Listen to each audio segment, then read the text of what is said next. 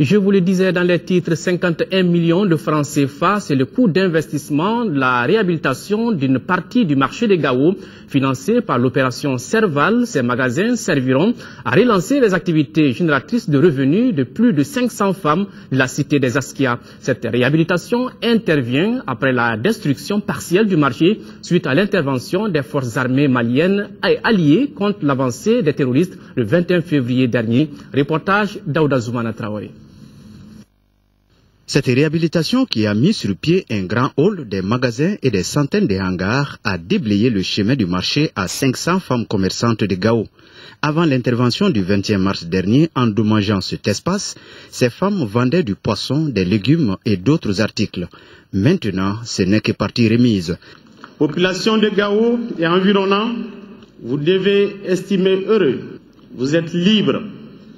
Et vous avez là où vendre et acheter. Vos frères français nous ont aidés.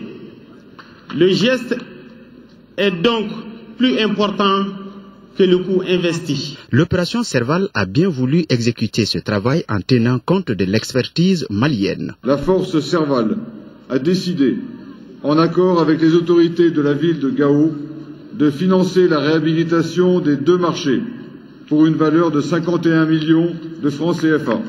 7 entreprises ont travaillé sur ces projets pendant 1 mois et demi, employant près de 70 personnes, dont des jeunes des associations de la ville de Gao.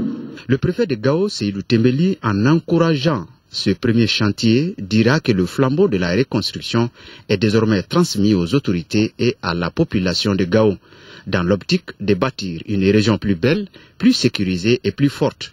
Le chef de l'exécutif régional apprécie ce joyau qui donnera un coup d'accélérateur à l'économie régionale. Aujourd'hui, nous sommes tout à fait fiers de recevoir la première infrastructure dans le domaine du développement économique de Gao. C'est quelque chose de grandiose parce que c'est ici, effectivement, dans ces marchés-là, que les femmes, les hommes, effectivement, trouvent quelque chose pour pouvoir non seulement se nourrir, s'habiller, traiter les enfants et même éduquer les enfants. La bonne gestion et l'entretien de ce marché doivent prévaloir, conclut le gouverneur.